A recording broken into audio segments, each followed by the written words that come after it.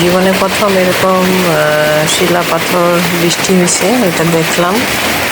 এটা অনেক দিনের পুরনো ভিডিও, হঠাৎ করে আমার চোখের সামনে আসলো, তাই আমি আপনাদের সাথে শেয়ার করলাম। এরকম শিলাবৃষ্টি আমি তো মনে করছিলাম যে হালকা মনে হয় শিলাবৃষ্টি হবে, কিন্তু আস্তে আস্তে দেখা যাচ্ছে যে এত শিলাবৃষ্টি শুরু হয়েছে। বৃষ্টি পড়তেছিল, বৃষ্টি হালকা বন্ধ হয়ে যাওয়ার পরে শিলাবৃষ্টি প্রচুর পরিমাণে পড়া শুরু করছে। তো আমি প্রথমে ভয় পেয়ে গেছিলাম, এরকম এত বছর হয়ে গেছে আমি এরকম শিলাবৃষ্টি দেখি নাই, এই প্রথম এরকম শিলাবৃষ্টি হয়েছে আমার শ্বশুর বাড়িতে। তো শিলাবৃষ্টি শুরু হওয়ার পরে আমি আর কি পেলাম যে না, এটা একটু স্মৃতিস্মরণ করে রাখি। করলাম, এত পরিমাণ শিলা পড়তেছে যে দেখে আমার ভয় লাগতেছিল যে এরকম তো দেখি নাই, ফার্স্ট এরকম দেখলাম আর কি শিলাবৃষ্টি।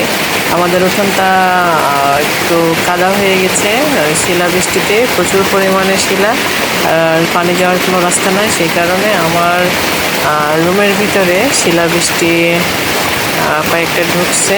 এগুলো নেওয়ার জন্য আমি খুব চেষ্টা করছিলাম, কিন্তু আমাকে বের হতে দিচ্ছিল না। কিন্তু তারপরেও অনেক চেষ্টার পরে যখন রুমে ঢুকে গেছে, তখন কিছুটা হইলেও শিলাবৃষ্টি আমি আর কি কুড়িয়ে ফ্রিজে রাখছি। আর আমাদের নতুন টিন, সেজন্য ক্ষতি হয় নাই, কিন্তু গ্রামের আশেপাশে যারা পুরাতন টিন আছে সেগুলো প্রচুর পরিমাণে ক্ষয় হয়ে গেছে, ফুটো হয়ে গেছে, পানি ঢুকে গেছে। যেগুলো লালচে টিন সেগুলো ফুটো হয়ে গেছে। আমাদের নতুন টিন থাকার কারণে আমাদের আর কি ফুটো হয় নাই। আর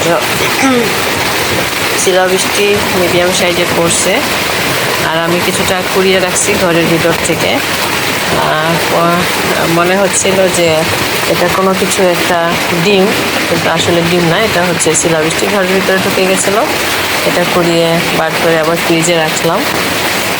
তো এটা একটা স্মরণীয় মতো করে রাখছি আমি এই শিলাবৃষ্টিটা, জীবনের প্রথম আমার দেখা এরকম।